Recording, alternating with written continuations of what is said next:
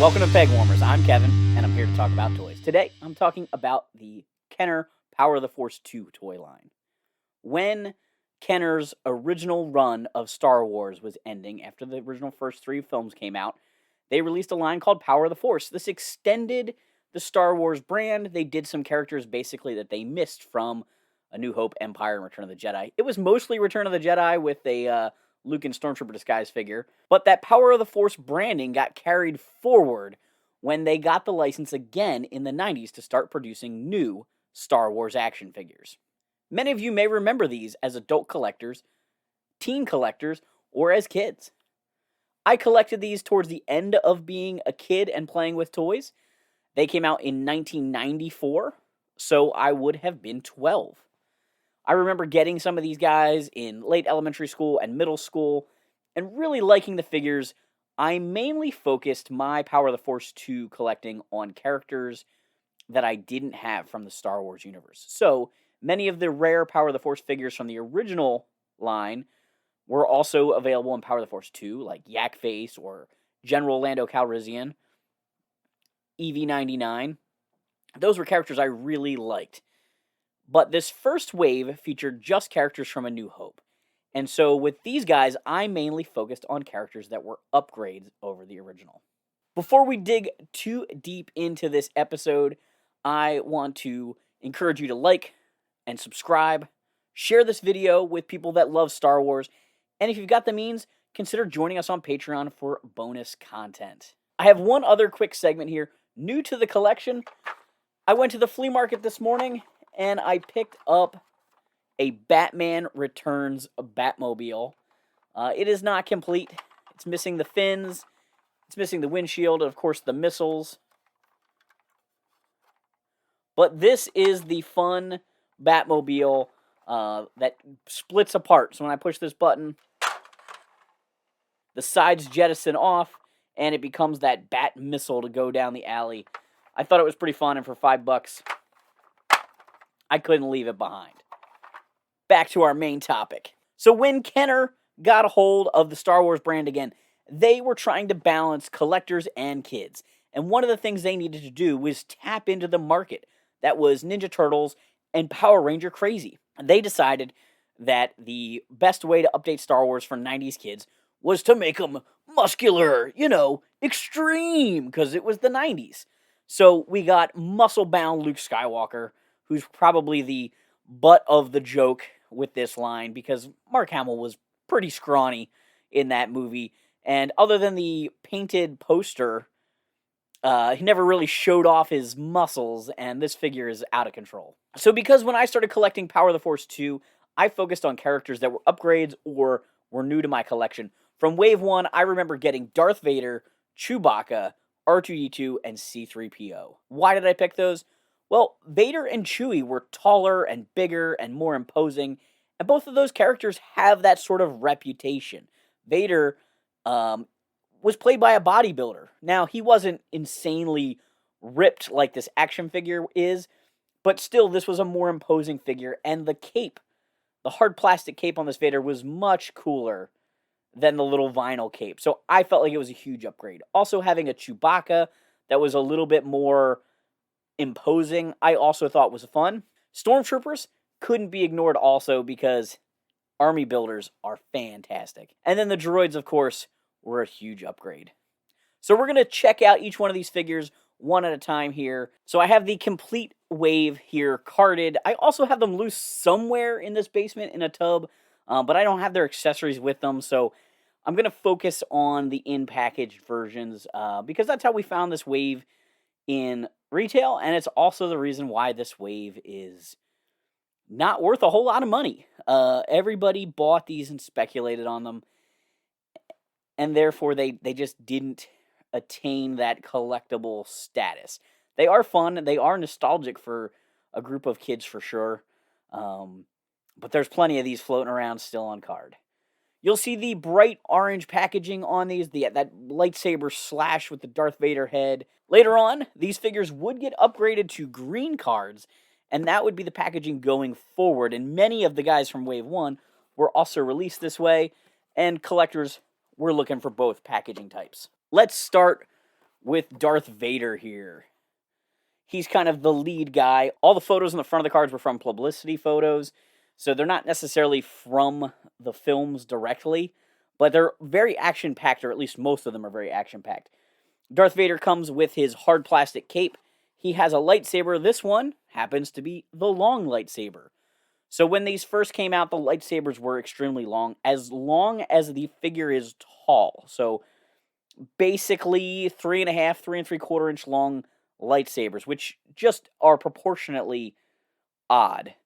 They would later shorten those down, and sometimes would package the short sabers in the tray that held the long saber, creating all kinds of crazy packaging variants that people were hunting for.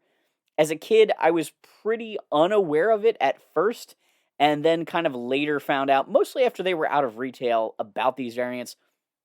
And I never really hunted for them because I was just a kid opening them. But it is fun to see that now. It's one of those things at a toy show that I look for. When I see Power of the Force, I just kind of peek just for the novelty of it. Oh, is it a long saber or a short saber? And I think that's kind of funny. So it's got the Power of the Force and the Star Wars logo here. The backs of the packages, also very iconic. They came with file cards, and I think file cards are a lot of fun. I know, being such a huge G.I. Joe fan, they've always meant a lot to me.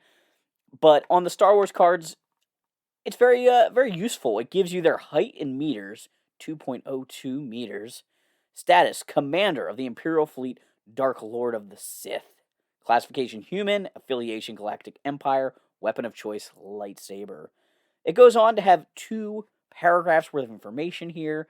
Perhaps some of it a bit of a spoiler for the prequels to come. Once known as Anakin Skywalker, expert pilot and hero, Vader studied the ways of the Force under young Jedi Knight Obi-Wan Kenobi. His impatience with the Jedi training made him susceptible to the dark side, which corrupted him, and he gave in to his anger and aggression. Vader was almost killed in a confrontation with Kenobi, and was forced to adapt his current life support system and fearsome body armor. Allying himself with the evil Senator Palpatine, Vader hunted down and destroyed the remaining Jedi, enabling the future Emperor to seize control of the galaxy. Palpatine made him commander of the Imperial Fleet, charging Lord Vader with using his mastery of the dark side to destroy the Rebel Alliance. His goal was almost accomplished, as only the Millennium Falcon's last-second interference prevented Vader from destroying Luke Skywalker's Red 5 X-Wing before it could deliver its deadly proton torpedo blast down the thermal exhaust port of the Death Star. Not mentioned there. Great information there. Awesome for getting kids into it if they haven't seen the movie, although I think kids had seen the movie. Back of the package shows off all the figures as well as some vehicles. We had the Millennium Falcon, the Land Speeder, the X-Wing, and the TIE Fighter. Those were all retools or remolds with slight modifications of the original Kenner Star Wars vehicles, which was kind of mind-blowing to me as a kid that they still had those molds or that they were reusing them. Some worked better than others. It was tricky to fit these buffer figures into those vehicles.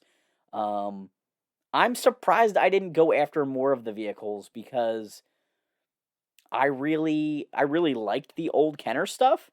I guess I didn't worry about the X-Wing because I already had it, and maybe that was the same reason why I didn't go after the Falcon, although I can't remember when I got my vintage Millennium Falcon. I did definitely get the TIE Fighter from this wave, though, because I did not have a vintage TIE Fighter for many, many years. So Vader, overall, great figure, I thought, and definitely one that I picked up as a kid. Princess Leia, one of the worst. I think I'll say it is the worst figure in this wave. She's got 2 different blasters.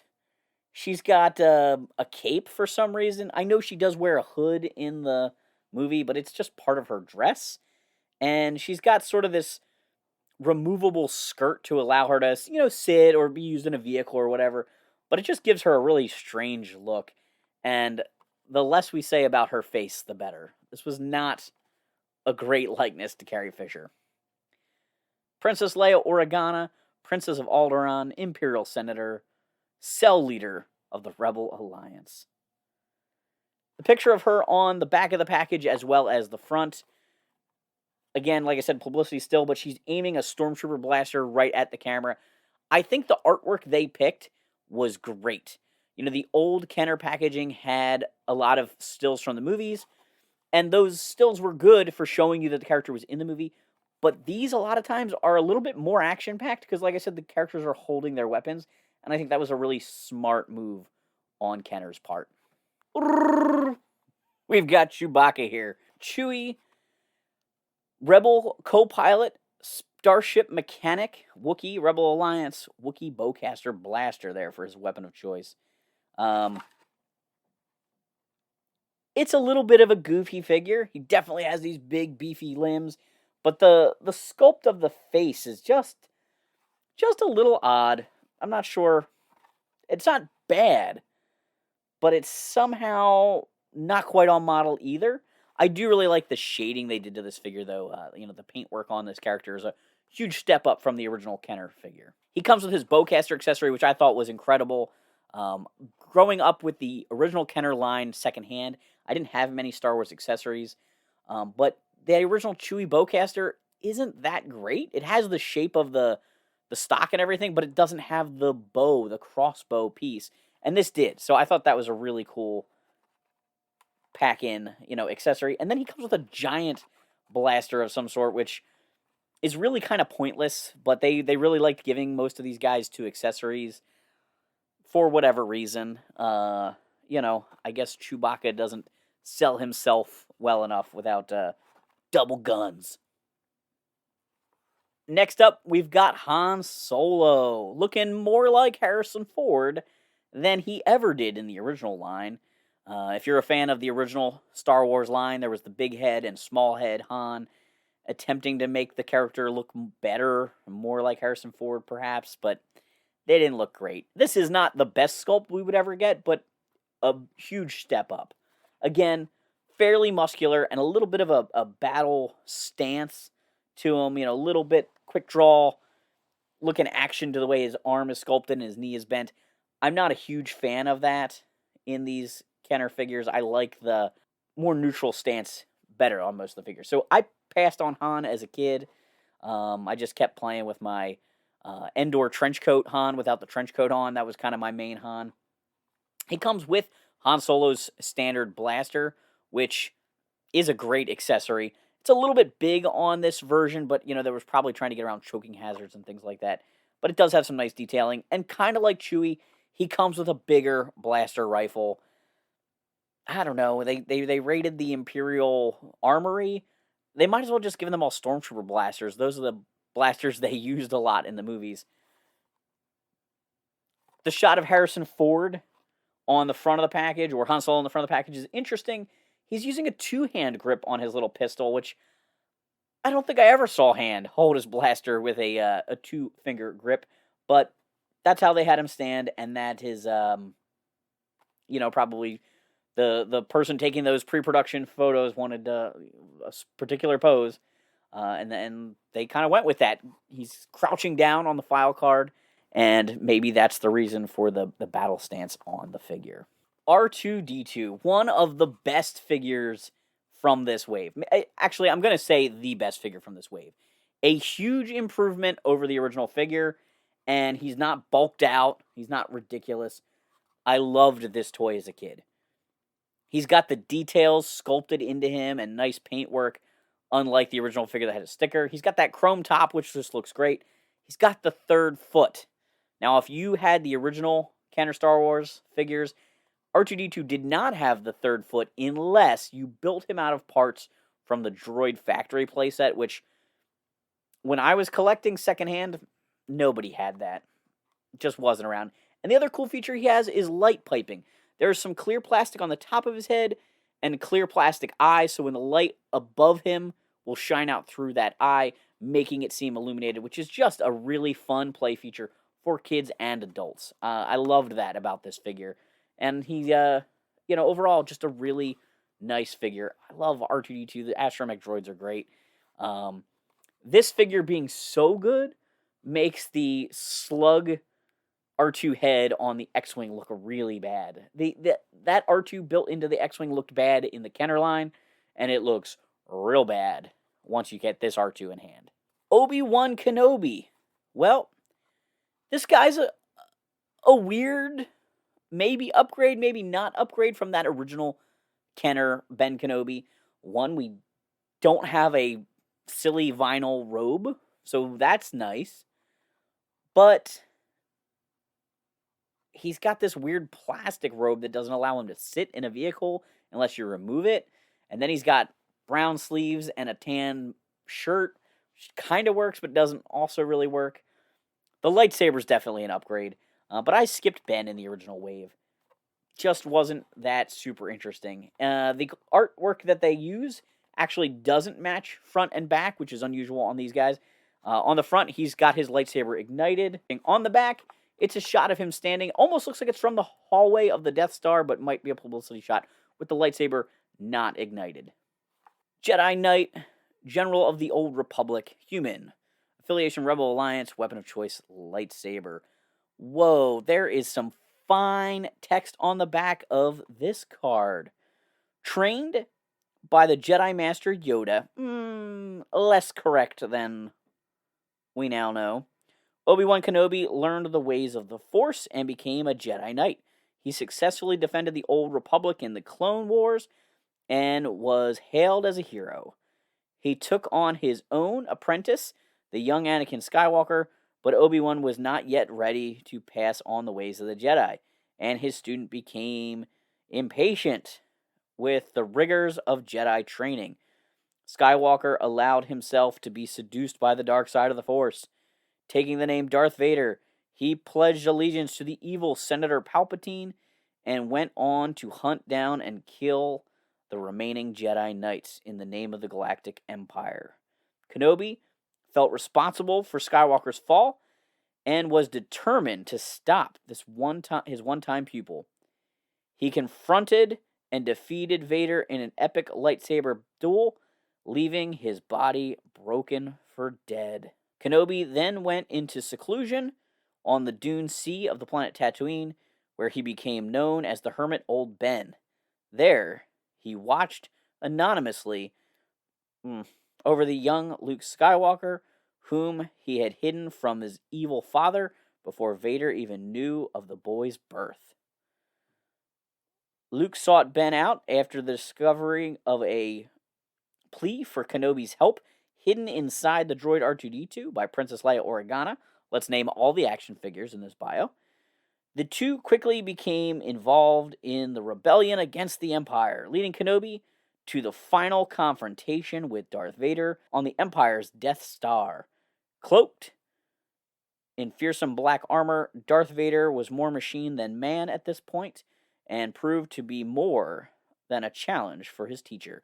Obi-Wan sacrificed his life to Vader's lightsaber for the sake of the Alliance. His spirit became one with the Force. In doing so, he became powerful beyond imagination, and later guided Luke in his final victory at the Battle of Yavin. That's a lot to unpack there. I mean, we all know that stuff. It was very well written out, though. Clearly, Lucas was working on the Episode 1 script, I think, by this point, because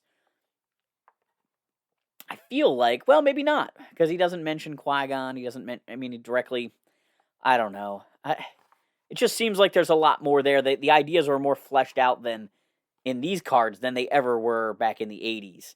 The story is a little bit more complete there. Anyway, Ben got that big old lightsaber. These lightsabers were so cool. Revolutionary at the time. Having that translucent blade was kind of mind-blowing compared to the just colored sticks that the old figures had. I think that's kind of an understated thing to remember how awesome these lightsabers really were. How exciting that was as a kid. C-3PO. This was a droid I needed. He looked so much better than the vintage one. He had the arms bent. He has the wires painted on his belly. I just really liked the look of it. His proportions are a little off. His legs seem a little long for how short his torso is. But overall, a nice figure. A real upgrade to that vintage figure, I felt like. And especially because most of the joints on C-3PO's got very floppy over the years. I think it has to do with the harder plastic they use for the vac metaling. But It's hard to find a Kenner's 3PO, especially as a kid at yard sales that wasn't super floppy, wobbly, doobly, dobbly. I think you guys know what I'm talking about. You ever shake a 3PO and watch his legs flap around in the wind? 3PO, 1.67 meters. He's an interpreter. He's a human cyborg relation droid as his classification, and he's part of the Rebel Alliance. No accessories for the droids. One other thing that made these guys a little bit special compared to the old Kenner figures, they added a waist articulation point. So these guys, we often think of them as 5 POA, but they're really 6. Neck, shoulders, hips, and the waist. It's not super critical, but it does help a little bit more with some of the posing and balancing and just kind of the fun of the figures. Eventually, obviously, Star Wars becomes super articulated, but these early guys were one step above the Kenner figures. Oh, the Stormtroopers. The army builder. So, as a kid, I didn't ever think about army building. I mean, I knew that, there's more than one Stormtrooper or more than one Cobra Viper and things like that, but I didn't really have a desire to have more than one right away. I mean, I may have stumbled into a second Cobra Eel or something at a flea market at some point, but when I got into collecting the vintage Star Wars figures, which was about 3rd grade, maybe a few years before these came out, at the comic book store I went to, they had a few rare ones like in a showcase, but most of the other figures were like $2 a piece, except for the Stormtroopers. The Stormtroopers were $4 a piece because they're army builders and people want a whole bunch of them for displays. And when the guy at the comic book store said that to me, something clicked in my brain and I was like, oh my God, I want a whole bunch of Stormtroopers. So when these became available, if I went toy hunting and I had some spare money or there wasn't a figure that I needed, a new figure, I would often pick up Stormtroopers. And even once this line was kind of over and had moved on to newer versions of itself, Power of the Jedi and things like that, if I saw these guys at flea markets, I would pick them up because they're great army builders. They come with the Imperial Blaster, which I thought was super great looking. It is definitely a little bit big. All the weapons seem to be scaled up in this, but the detailing on it is amazing. To me, as a kid, I thought it looked so much like the ones from the movies. And then he also comes with a giant blaster. Again, pointless. I don't know why they packed that stuff in there, but apparently we needed value. Why didn't they pack a giant blaster with C-3PO? He has no accessory. Does the vac metal count as his added value? Perhaps. But these Stormtroopers, they're kind of cool. They do have a little bit of an action pose to them, which makes them not great for doing the rank and file displays, but a little bit more fun to pose, in a battle scene with battle action Han Solo over there. Eventually, they would make a Han and Luke with removable helmets. The Han was a promo figure that I missed out on, but eventually there was a cinema scene where you could get Luke and Han together, and Luke was available on single card, and I loved those figures because you could just pop the helmet on them and bolster the ranks of your Stormtroopers very easily, which was fantastic. Love this guy. The last figure from this wave for me to talk about is Luke Skywalker, the poster boy of Star Wars. I decided to save him for last. On the front of the package here, he's got the Stormtrooper belt on and the Stormtrooper blaster in his hand, making him pretty exciting. On the back of the package, they even airbrushed in some laser fire on his little file card there. Jedi in training, Rebel commander, and pilot. Lightsaber and blaster are his weapons of choice. This is the ridiculous buff Luke figure that everyone makes jokes about. Long lightsaber variant here. I'm very proud of that. His second accessory is not a Stormtrooper blaster, despite it being on his packaging art. He has a grappling hook gun. Why a grappling hook gun?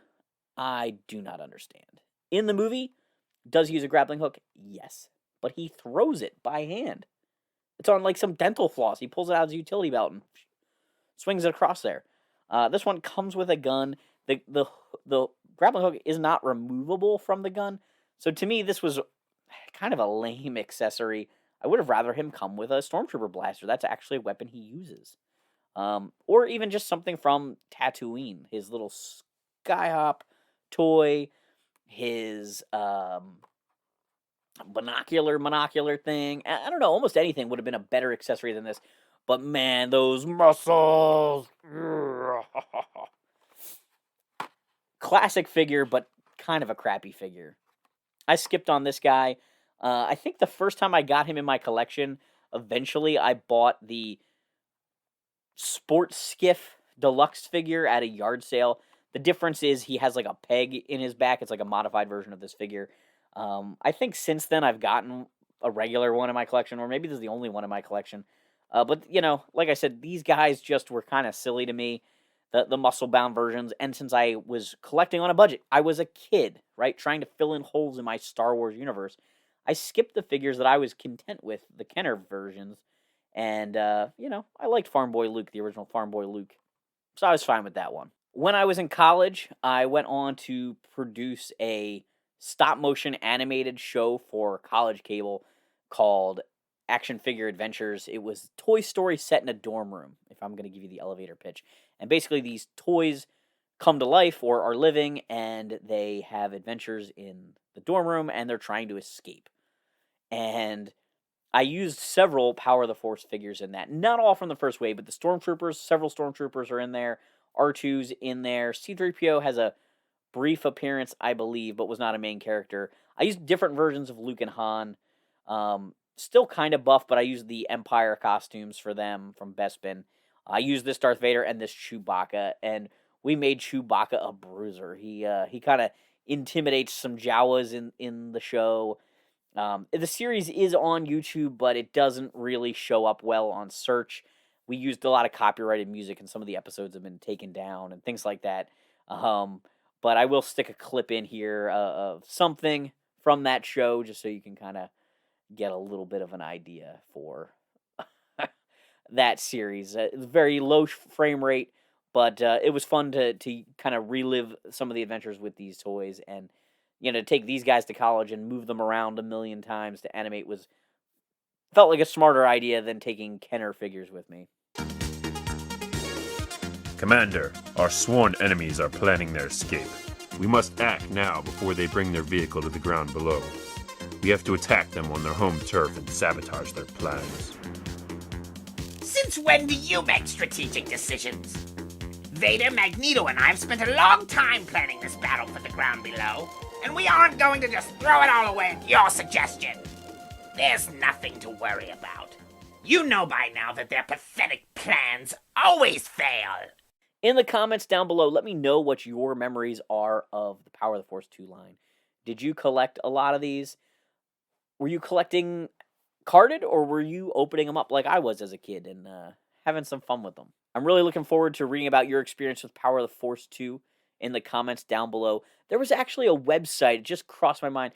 There was a website that I refer to as POF2, where the guy made comic strips using these figures and would poke fun at the Star Wars universe as well as the figures in the comics. He had a thing with the Dagobah Luke using 2 lightsabers to help him stand up like ski poles, and Yoda kind of getting mad at him. Does anybody else remember this website? It was just like almost like a Far Side, like a still picture with a caption underneath of it. And he had tons of them. All right, guys. Thanks for hanging on the peg with me. Now hold on a second, not necessarily. Just because I got sewer cred don't mean I risk my life voluntarily.